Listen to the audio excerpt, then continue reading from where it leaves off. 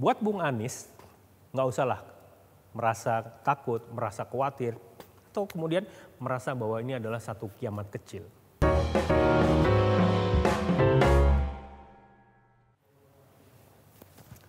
Halo Sobat, jumpa lagi di program The Editors Media Indonesia. Melandainya kasus COVID-19 di Provinsi DKI Jakarta tidak serta-merta membuat lega perasaan Gubernur Anies Baswedan. Kalau melihat data Rabu 18 Agustus 2021, DKI menempati posisi nomor buncit dari semua provinsi di Pulau Jawa. Lihat saja, di Jawa Tengah posisi pertama dengan 3.072 kasus. Disusul Jawa Timur 1.499 kasus, Jawa Barat 1.377 kasus, dan DKI Jakarta 1.029 kasus. Seharusnya hal ini membuat Anies Baswedan cukup lega, senang. Tetapi ini adalah masalah COVID, bukan persoalan yang lain. Barangkali belakangan ini wajah Rama Anies semakin berkurang senyumnya. Hal ini sebagai akibat rencana interpelasi yang diwacanakan dua fraksi DPRD DKI Jakarta. Interpelasi ini menyangkut ajang balap internasional Formula E. Memang persoalan interpelasi ini diatur di dalam Peraturan DKI Nomor 1 Tahun 2014 tentang tata tertib DPRD DKI Jakarta.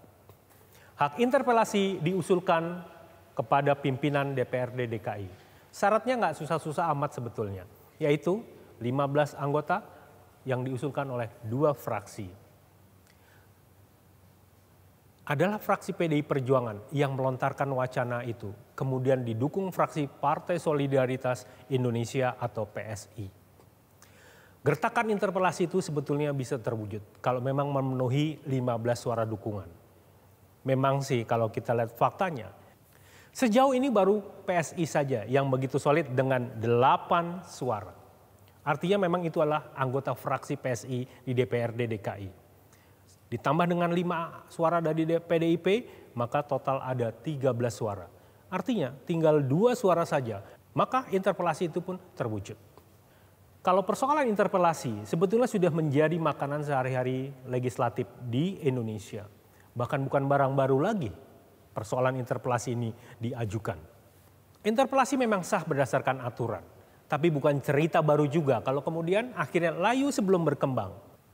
Paling tidak hal ini untuk menyebutkan sebuah istilah yang begitu populer di masyarakat. Nafsu besar, tenaga kurang. Itulah nasib interpelasi di banyak tempat. Alasan pengajuan interpelasi itu memang untuk mengajukan pertanyaan kepada pemerintah DKI Jakarta terkait dengan lomba balap Formula E pada 2022 mendatang. Wajar juga sih kalau kita perhatikan baik-baik ya, kalau kita cermati bagaimana kemudian interpelasi ini dilakukan. Mengingat ada uang rakyat yang tergelontor ratusan miliar di sana. Tepatnya 560 miliar uang rakyat sudah distorkan kepada penyelenggara sebagai bentuk komitmen fee. Dari 560 miliar itu perinciannya adalah 360 miliar itu untuk komitmen pada 2021 dan 200 miliar untuk komitmen pada 2020 yang lalu. Itu pun masih akan berlanjut nanti. Padahal ini akan dibahas di dalam rancangan anggaran untuk 2022 mendatang. Itu sebabnya wacana interpelasi ini memang menjadi landasan PSI untuk mempertanyakan kepada pemerintah daerah DKI Jakarta seberapa jauh mereka serius untuk menggelar Formula E ini. Mengingat uang yang digelontorkan tidak kecil. Dalam pandangan anggota fraksi PDIP, Ima Mahdiah, ajang seperti ini terlalu dipaksakan. Ia menegaskan sebaiknya anggaran Formula E ini dialokasikan untuk masyarakat yang terdampak COVID-19. Apa yang diungkapkan oleh Ima Mahdiah ini memang selaras dengan kenyataan yang terjadi di masyarakat. Bahwa persoalan COVID-19 walaupun masih menempati posisi buncit, bukan berarti kemudian itu sudah selesai. Pandemi masih belum berakhir. Kalau kemudian Anies memasukkan balap Formula E sebagai prioritas Jakarta untuk tahun 2022, itu pun tidak masalah, tidak jadi persoalan.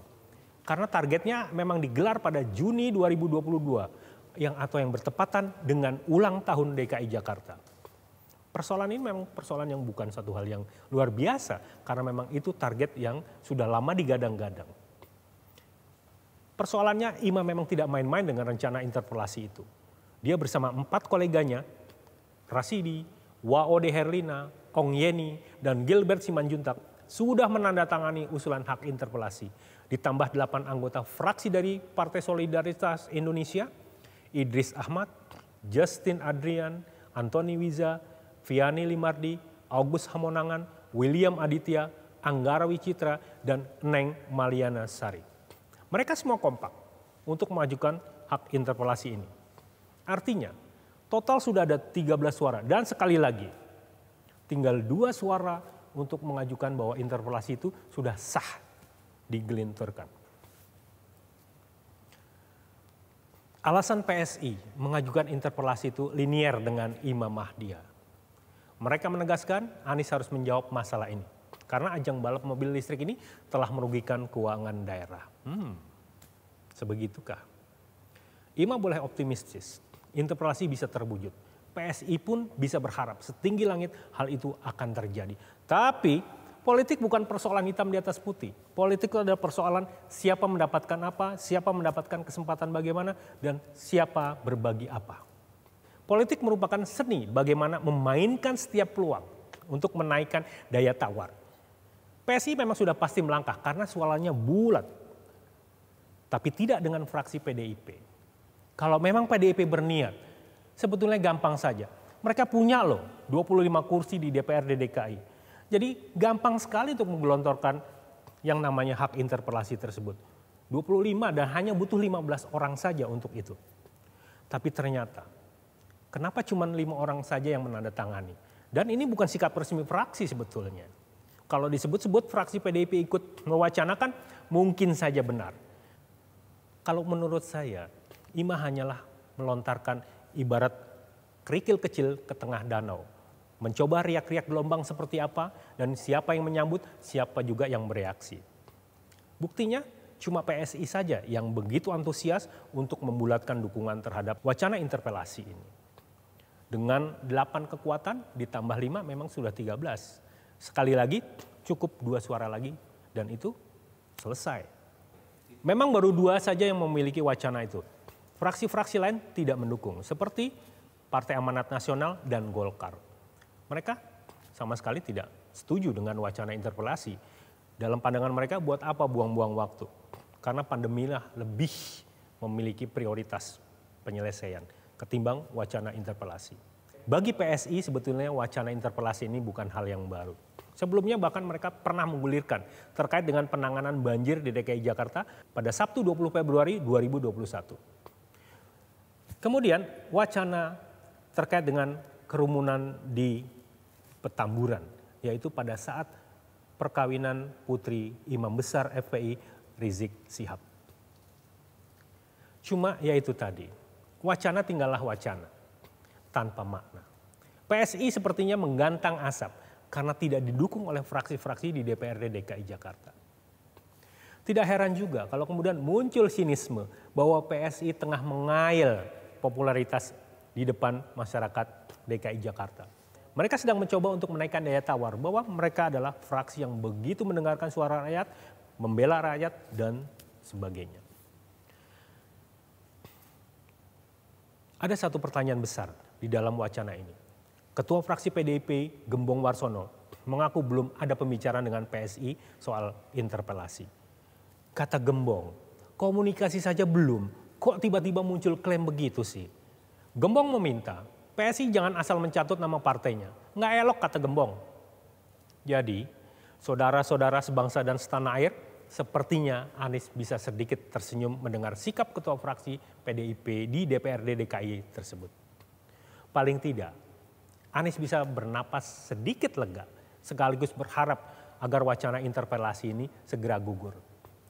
Anies memang bukan tidak paham bahwa interpelasi bisa berujung kepada pemakzulan. Ini yang sangat dihindarkan, karena apapun hak anggota DPR atau anggota legislatif kalau dipergunakan itu bisa memunculkan bola salju dan itu tidak bisa dihindari. Nggak lucu juga dong ya, masa jabatan belum kelar tapi sudah dipecat di tengah jalan. Terlebih, Anies punya pengalaman pahit soal waktu menjabat jadi Menteri Pendidikan dan Kebudayaan. Dia harus menanggalkan jabatan yang sejak 27 Oktober 2014 hingga 27 Juli 2016. Tentu saja bisa dipahami kalau Anies nggak pengen kejadian ini terulang kembali. Terlebih nama Anies Baswedan masuk di deretan yang digadang-gadang menjadi calon presiden 2024. Apa jadinya kalau kemudian tiba-tiba ia dipecat sebagai Gubernur DKI Jakarta sebelum masa jabatannya berakhir? Kehilangan jabatan prestisius memimpin provinsi sekelas DKI Jakarta bukanlah hal yang mudah. Apalagi pada 2022 mendatang, jabatan Anies sudah selesai. Artinya, dia tidak lagi bisa ikut berkontestasi sampai pada 2024, di mana pemilihan kepala daerah serentak dilaksanakan. Itu berarti DKI 1 nanti akan diisi oleh pelaksana tugas. Tapi juga yang ingin saya katakan, cobalah untuk transparan. Jangan kebanyakan menata kata untuk sebuah pembenaran. Namanya pemimpin pasti akan jadi sasaran. Itu yang patut disadari oleh kita semua. Lihat saja Presiden Joko Widodo yang hampir setiap hari diserang kanan kiri, atas bawah, depan belakang, dan dari semua penjuru mata angin. Buat Bung Anies, nggak usahlah merasa takut, merasa khawatir, atau kemudian merasa bahwa ini adalah satu kiamat kecil. Interpelasi itu bukan satu hal yang perlu ditakutkan, karena ini baru sebuah wacana. Wacana yang mungkin saja akan gugur, mungkin saja akan layu sebelum berkembang. Masalahnya, fraksi belum menyuarakan secara resmi. Jadi tenang-tenang sajalah ya Pak Anies ya. Tinggal sekarang, Anda bikin asiklah Jakarta. Nggak usah bikin sesuatu yang justru membuat masyarakat malah antipati. Itu saja.